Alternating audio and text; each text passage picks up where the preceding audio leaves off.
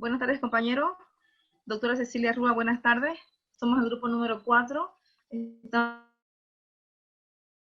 iniciando la exposición del tema elaboración del marco teórico. Los componentes del grupo, Liliana Delgadillo Calimonte, Luz Verónica Rojas Velasco, Casey Torres Talí, Daniela Vargas Vargas y mi persona, Edito Rico Vallejos. Vamos a iniciar la exposición hablando acerca del marco teórico y sus funciones. El marco teórico es la sustentación teórica del estudio o el tema de investigación y consiste en analizar, exponer las teorías, los enfoques, las investigaciones, los antecedentes que se consideren válidos para el correcto encuadre o el correcto enfoque de este estudio que vamos a realizar. El marco teórico tiene 6 funciones, o más bien 6 funciones principales de la elaboración del marco teórico dentro de una investigación. Estas 6 funciones son las siguientes. La primera es que nos ayuda a prevenir los errores que se han cometido en otros estudios anteriores. La segunda es que nos orienta sobre cómo hay que llevar adelante este estudio, el cómo, el cuándo, el qué se debe hacer. Nos amplía también el horizonte de estudio y es una guía para el investigador, para que éste pueda centrarse en el problema, evitando así las desviaciones en el planteamiento original. También nos conduce al establecimiento de la hipótesis o afirmaciones que más adelante tendrán que someterse a una prueba en la realidad. Nos inspira nuevas líneas y áreas de investigación y como cierta función tenemos que provee de un marco de referencia para interpretar los resultados del estudio. Las etapas de elaboración del marco teórico son 2. Uno es la revisión de la literatura y la segunda es la adopción de una teoría o desarrollo de una perspectiva. La revisión de la literatura correspondiente consiste en detectar, obtener, consultar la bibliografía y otros materiales que nos den información acerca del problema que queremos investigar. Esta información que queremos recopilar debe ser lo más selectiva posible y lo más actualizada posible, ya que sabemos que existen documentos que han sido publicados hace muchos años atrás y estos mismos documentos han sido actualizados. Entonces, para referencia bibliográfica, dentro de esta elaboración de marco teórico debemos considerar la documentación más reciente y más actual. Dentro de lo que es la adopción de una teoría o desarrollo de una perspectiva teórica, nos implica establecer la visión desde dónde vamos a conceptuar nuestro estudio de investigación o qué enfoque le vamos a dar al mismo. Dentro de la detección de la información, tenemos diferentes fuentes de información. Estas son 3, que es la fuente primaria, la fuente secundaria y la fuente terciaria. Las fuentes primarias, que son las directas, constituyen la información de primera mano que se va a obtener en este estudio o investigación. Pueden ser las más utilizadas para la elaboración del marco teórico, como los libros, las revistas especializadas o científicas, también documentos que sean oficiales de organizaciones. Las fuentes de información secundaria son listados de fuentes primarias, que agrupan o aglutinan referencias directas como resumen, compilaciones o conceptos estadísticos. Aquí, por ejemplo, podemos notificar o dar a conocer las revistas científicas, ya que ellos emiten documentos avalados científicamente y son publicados de manera periódica regular. Y por último tenemos las fuentes terciarias, que se trata de documentos que compendian información de fuentes secundarias y a la vez nos ayudan a identificar información de organizaciones que se dedican a apoyar la investigación. Por ejemplo, tenemos el Centro de Investigación o para el Estudio y la Investigación de la Mujer. Entonces nos ayudan a poder identificar estas organizaciones que, si bien es cierto no están documentados, pero sí son organizaciones que apoyan este tipo de estudios o estudios especializados. También los encontramos en los catálogos de libros básicos, que contienen referencias y datos bibliográficos dentro de las fuentes terciarias. La revisión de la literatura. El marco teórico puede iniciarse de manera directa con el acopio de las fuentes primarias, siempre y cuando el investigador tenga toda la información, o posea todos estos artículos, revistas, libros, y tenga acceso a ellos. Caso contrario, tendrá que referirse nuevamente a las tres fuentes de información, ¿no?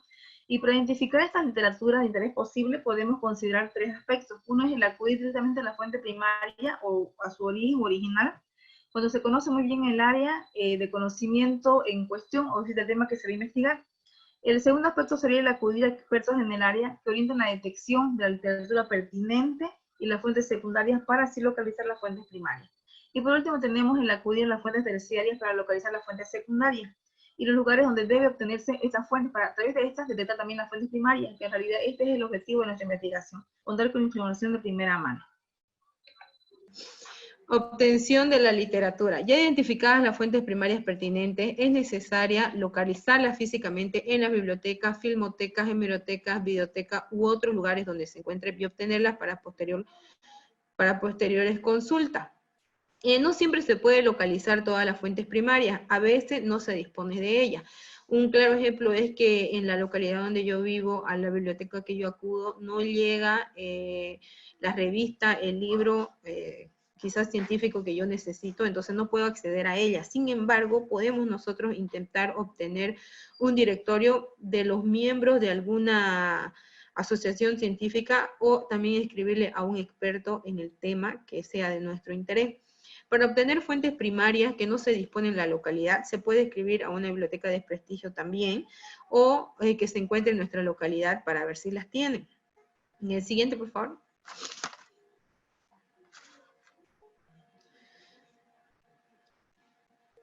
Consulta de la literatura. El primer paso consiste en seleccionar aquellas que serán útiles para nuestro marco teórico específico y desechar aquellas que no sirven. Puede ser que en el desarrollo de nuestra investigación nosotros encontremos información que se apegue a nuestra investigación que nosotros estemos desarrollando, pero puede ser que no sea útil, es decir, que no tenga el mismo enfoque o la misma dirección al que nosotros queremos tener con nuestra investigación. Cuando la detección de la literatura se haya realizado compilaciones o banco de datos donde se incluía un breve de cada referencia, se corre menos riesgo de haber elegido una fuente primaria o referencia que no vaya a ser útil. Actualmente, las fuentes primarias más utilizadas para elaborar los marcos teóricos en todas las áreas de conocimiento son los libros, las revistas científicas, las ponencias o trabajos presentados en congresos, simposios y otros cuentos similares, cuentos similares porque entre otras cosas son las fuentes primarias. Entonces, antes de que nosotros realicemos nuestro apoyo bibliográfico, debemos realizarnos ciertas preguntas para poder ver si estamos direccionando de la forma adecuada nuestra investigación para poder desarrollar el marco teórico. Entonces, antes de hacer eso, yo tengo que hacerme ciertas preguntas. Una de ellas es si se relaciona la referencia con mi problema de investigación, cómo, qué aspectos trata, desde qué perspectiva aborda el tema, psicológica, antropológica, sociológica, comunicológica o administrativa. Entonces, una vez yo me haga estas preguntas, entonces yo voy a saber qué voy a escoger que sea de más interés para mi elaboración de investigación y voy a saber hacia dónde lo voy a direccionar sin tener que desviarme a otros temas.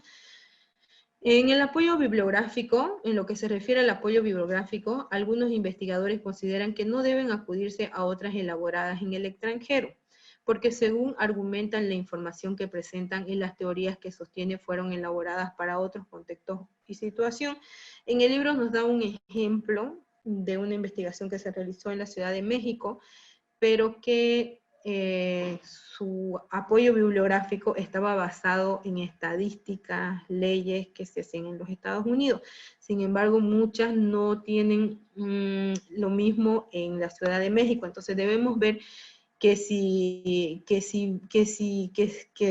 útil para nosotros, debe estar adecuado al lugar en el que nosotros estamos elaborando nuestra investigación.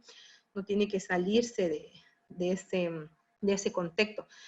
La literatura extranjera puede ayudar al investigador nacional de diversas maneras. Puede ofrecerle un buen punto de partida, guiarlo en el enfoque y tratamiento que le dará el problema de investigación, orientarlo respecto a los diversos elementos que intervienen en el problema, centrarlo en un problema específico, sugerirle cómo construir el marco, que debemos desecharlo, ¿no? Sino que muchas veces eso nos va a orientar a nosotros hacia dónde es que nosotros vamos, cómo vamos a desarrollar, cómo vamos a construir nuestro marco teórico. Entonces sí puede ser útil, no es necesario que lo tengamos que desechar todo, sino que recopilar aquello que es útil para nosotros. Siguiente, por favor. En cuanto a la extracción y recopilación de la información de interés en la literatura. Tenemos varias fuentes a las que nosotros podemos acudir para poder extraer o recopilar la información que nosotros queremos, ¿no? Entre ellas, empezamos desde la derecha, tenemos los libros, artículos de revistas, artículos periodísticos, videocasetes y películas, trabajos presentados en seminarios, conferencias, congresos y eventos similares, entrevistas realizadas a expertos, tesis y disertaciones, documentos no publicados que vendrían a ser los manuscritos. Sin embargo, al momento de nosotros utilizar estas fuentes que nosotros tenemos acá, debemos siempre especificar el título, el nombre, el tomo, la editorial, el año, las páginas que nosotros utilizamos para que aquella persona que lea nuestra investigación sepa de dónde nosotros hemos sacado nuestra información, ¿no? Siguiente. Bueno, continuando con el tema, vamos a ver algunos ejemplos de la manera de recopilar referencias. Como se mencionó antes, al recopilar una información de referencia, a veces se extrae solamente una idea, mientras que en otros casos son varias. Vamos a ver algunos ejemplos de recopilación de información extraída de fuentes primarias con el objeto de ilustrar la manera en que se realiza esta recopilación en fichas o notas de trabajo bibliográfico. Una referencia bibliográfica es el conjunto de elementos suficientemente detallados para identificar la fuente de la cual se extrae la información. Las referencias incluyen elementos esenciales y complementarios. Los esenciales son de aquellos sin los cuales no se podría identificar un documento, como autor y apellido e inicial de los nombres, año de la publicación, título del trabajo y subtítulo, 6 separados por 2 puntos. Edición a partir de la segunda edición se abrevia con ed. Lugar de la publicación y para finalizar la editorial. Siguiente, por favor. Como primer ejemplo, vemos una idea extraída de una referencia, tal como se cita en el libro de la metodología de investigación del doctor Roberto Hernández Sampieri, que nos ilustra con el ejemplo de una ficha bibliográfica con una idea. Primero se pone el apellido del autor. De este modo, la referencia se analiza más fácil en un fichero de biblioteca, se localiza. Poniendo como ejemplo, está el apellido, Howitz Dennis, seguido del nombre, el año 1982. Más media, social problema, que son el título del trabajo y la página 52. En una situación de crisis macrosocial, se puede encontrar en guerra, catástrofe, asesinato de una figura pública, la recesión económica, y se incrementa la necesidad de la población para obtener información de los medios de comunicación colectiva sobre los eventos de la crisis. Siguiente, por favor. Luego tenemos varias ideas y datos extraídos de una referencia. Ejemplo, una ficha bibliográfica con varias ideas y datos. Tenemos el apellido seguido del nombre y seguido del año, Paniagua María de la Luz, tal como podemos encontrar en pantalla. Luego seguido del título, grado de aplicación y mercado del trabajo de la Mercadotecnia en México, Centro de Investigación Ciencias Administrativas de la sección de grado de la Escuela Superior de Comercio, Administración, Instituto Politécnico Nacional y la página 72, 88, 89 y 91. Luego de eso vemos una ficha donde cuenta con varias ideas y datos, ya que en este punto de ficha se registran los datos puntuales o ideas que interesan al investigador, o en este caso al estudiante, para aprovechar y desarrollar o redactar un tipo de referencia o un texto. Siguiente, por favor. Luego, como siguiente ejemplo, tenemos la reproducción textual de una o varias ideas o partes de la referencia. Ejemplo, una figura bibliográfica con reproducción textual. Segovia Rafael, 1982, la politización del niño mexicano, México, Ciudad de México, el Colegio México y la página 104-105. En la escuela primaria hay una clara tendencia a señalar enemigos entre aquellos países sobre los que se tiene una escasa información, Francia e Inglaterra, que proceden ante aquellos que se empieza a conocer. O sea, que en el caso de haber nuevo elemento capaz de crear un halo de hostilidad en torno a una nación, como el socialismo o el comunismo. La idea de enemistad va desapareciendo, pero incluso la enemistad hacia los países socialistas no crece o se estabiliza, o se refugia en el grupo bajo estatus social como los obreros y los campesinos, donde sean mayores niveles de intolerancia. El rechazo de los socialismos se produce, como era de esperarse, también en los estados menos desarrollados del país. Bueno, este es un ejemplo de una reproducción textual, de una cita textual. Seguida de eso tenemos la ficha bibliográfica de resumen. Sirve para reducir el contenido de una lectura copiando solamente ideas principales. Este tipo de ficha se caracteriza por la fidelidad de las palabras del autor y la coherencia lógica entre los conceptos que se extraen del texto. Como podemos ver en la imagen, tenemos un tipo de ficha referente. Dice, Gonzalo Blackyer es el nombre del autor. Geografía general son las primeras palabras del título de la obra, seguidos de las páginas 73-74, que serían las páginas consultadas, las comillas al inicio y al final de la información resumida. Siguiente, por favor. ¿Cómo se construye el marco teórico? Antes de iniciar este punto, tenemos que dar como una conclusión de que si ya se ha extraído la idea recopilada, entramos al proceso de elaborar un marco teórico, en la cual se basa en la integración de la información recopilada, y el primer paso, que para tal efecto puede llevarse a cabo, ordenar la información, siguiendo varios criterios lógicos y adecuados del tema de la investigación. A veces se ordena la información cronológicamente, en otras ocasiones por subtemas o teoría. ¿Y cómo se construye el marco teórico? Uno de los propósitos de la revisión de la literatura es analizar y discernir la teoría existente y la investigación. Sugiere una respuesta, aunque sea parcial, a la pregunta o preguntas de la investigación o dirección a seguir dentro del tema de nuestro estudio. La literatura revisada nos puede revelar en relación con nuestro problema de investigación lo siguiente. Primero, existe una teoría completamente desarrollada con abundante evidencia y se aplica a nuestro problema de investigación. Segundo, que hay varias teorías que se aplican a nuestros problemas de investigación. Tercero, que hay piezas y trozos de teoría de apoyo empírico moderado o limitado, que sugiere variables potencialmente importantes y que se aplican a nuestros problemas de investigación.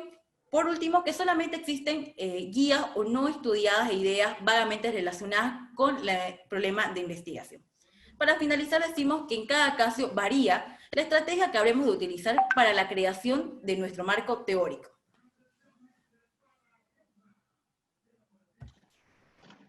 Continuando con el tema, vamos a hablar sobre todas las teorías son igualmente útiles o algunas teorías son mejores que otras. En este punto nos dice que, desde luego, todas las teorías que nos dan y aportan un gran conocimiento y que se ven en ocasiones fenómenos que estudian desde ángulos diferentes, pero algunas se encuentran más desarrolladas que en otras teorías. Nos dice que también para decidir el valor de una teoría se encuentra con varios criterios. Aquí nos dice que, digamos, una teoría tenemos que basarnos más que todo en el contenido que tenga, por más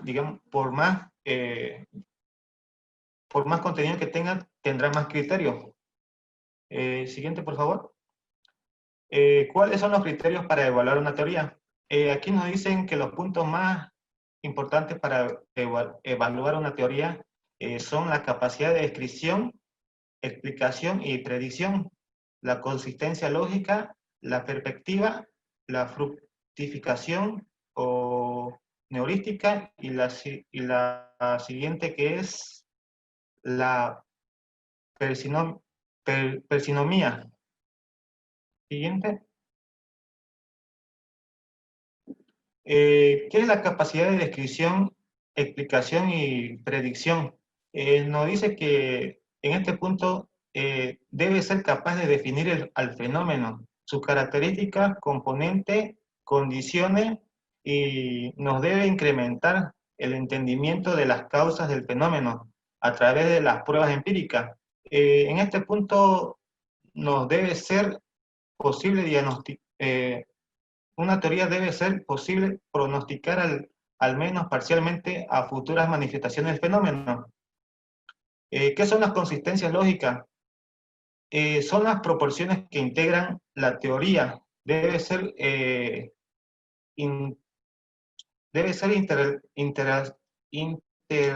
interrelacionadas, ser mutuamente excluyentes y no caer en las contradicciones. Las perspectivas. Aquí nos dice que se refiere al nivel de generalidad. La fructificación es la capacidad que tiene la teoría de generar nuevas interrogantes y nuevos descubrimientos. Y por último, ¿qué es la parsinomía? Aquí nos dice que es un punto, no es necesariamente excluyente, porque una teoría que sea compleja no nos lleva a nada. Mejor es algo sencillo y concreto. Siguiente, por favor. ¿Qué estrategia seguimos para construir un marco teórico? ¿Adoptamos una teoría o desarrollamos una perspectiva teórica? Aquí nos da dos puntos, que es la existencia de una teoría completamente desarrollada y la existencia de varias teorías que se aplican a nuestros problemas de investigación. La existencia de una teoría completamente desarrollada nos da los puntos que una teoría, para adoptar una teoría, la mejor estrategia es construir un marco teórico, tomar dichas teorías como la estructura misma de un marco teórico. También debemos tener cuidado de no investigar algo que ya se haya estudiado muy al fondo. También el marco teórico consistirá en explicar la teoría, ya sea a propósito por proporción o cronológicamente, desarrollando históricamente cómo evolucionó la teoría. Por último, sería la existencia de varias teorías que se aplican a nuestro problema de investigación. Aquí nos dice que podemos elegir una y basarnos en ella para construir el marco teórico, ya sea desglosando la teoría o de manera también es conveniente que antes de construir el marco teórico se haga un bosquejo de cómo armarlo, teniendo cuidado de no caer en contradicciones con otros conceptos o otras teorías.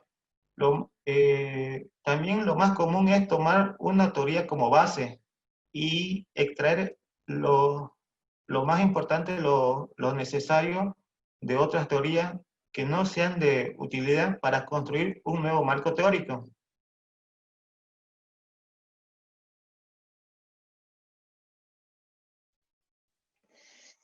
Bueno, para terminar nuestra exposición, hablaremos sobre la existencia de piezas y trozos de teorías, que son las generalizaciones empíricas o microteorías. Hoy en día, la ciencia de la conducta no dispone relativamente de muchas teorías que expliquen los fenómenos que estudian.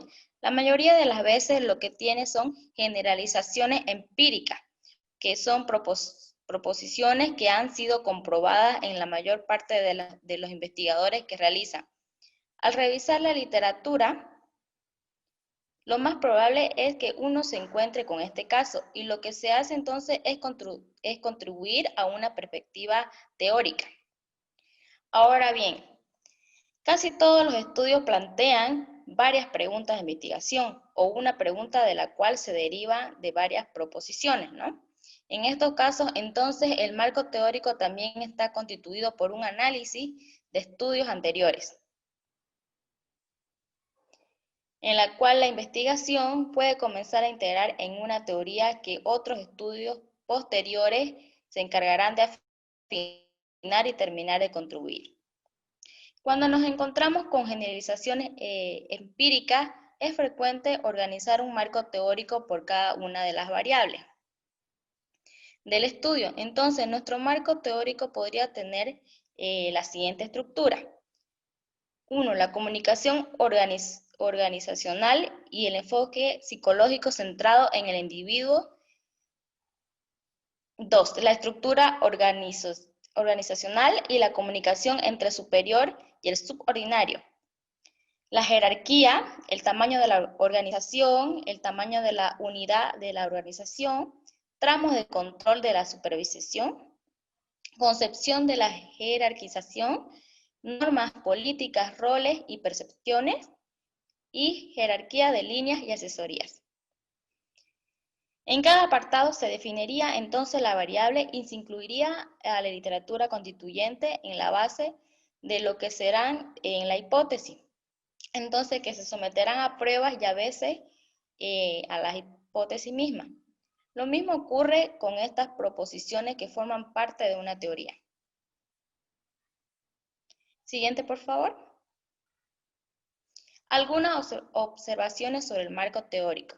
Como primera instancia tenemos lo que es efectuar la revisión de la literatura y presentarla de una manera muy organizada, a la cual también podemos llamar marco de referencia. Entonces nuestra investigación puede centrarse en un objetivo de evaluación o de medición muy específico. Por ejemplo, si un estudio que solamente pretende medir variablemente particulares, como en el caso de un censo demográfico, en una determinada comunidad, donde se mediría el nivel socioeconómico, nivel educativo, edad, sexo y tamaño de la familia. Sin embargo, es recomendable revisar lo que hemos hecho antes, cómo se han realizado esa comunidad con anterioridad y los antecedentes. Desde luego, hay veces que por razones de tiempo, premura en la entrega de los resultados y la naturaleza misma del estudio, la revisión de la literatura y la construcción del marco teórico son más rápidas y son más sencillas. Una segunda observación en la que deberíamos contribuir dentro del marco teórico sería que debemos centrarnos en el problema de la investigación que nos ocupa y nos divaga en otros temas ajenos del estudio.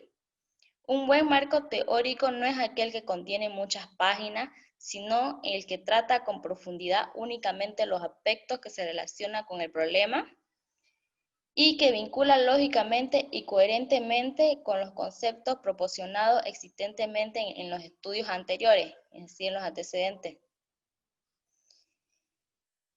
Este otro aspecto de contribuir en el marco teórico no quiere decir nada más de reunir solamente información, sino que también de ligarla. Esto quiere decir que también que lo importante de las partes que lo integran deben estar enlazadas.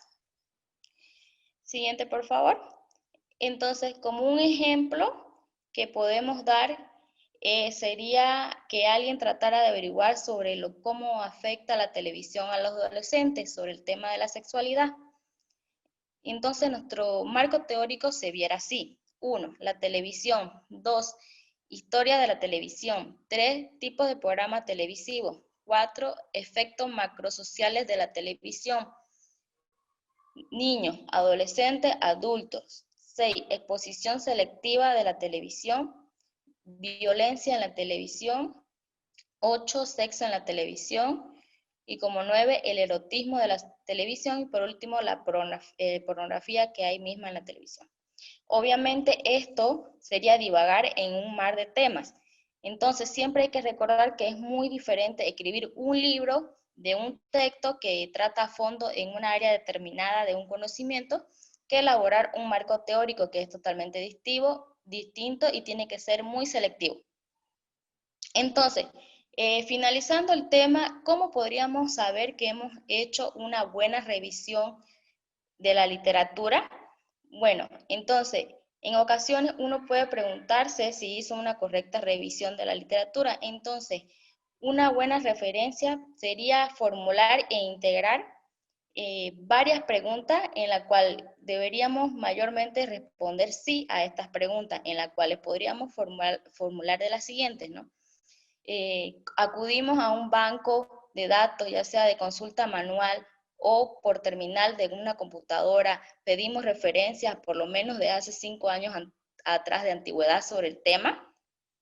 Consultamos como mínimo 4 revistas científicas que suelen tratar el tema que estamos investigando. Buscamos en algún lugar donde había tesis y disertaciones sobre el tema que estamos investigando. Consultamos con más de una persona sobre este tema. Si aparentemente descubrimos referencias en banco de datos, bibliotecas, hemeroteca, bibliotecas, filmotecas, escribimos alguna asociación científica del área dentro de la cual se encuentra marcado el problema de la investigación. Entonces, si a todas estas preguntas que hemos formulado nosotros respondemos a que sí, entonces quiere decir que hemos hecho un buen trabajo. Gracias.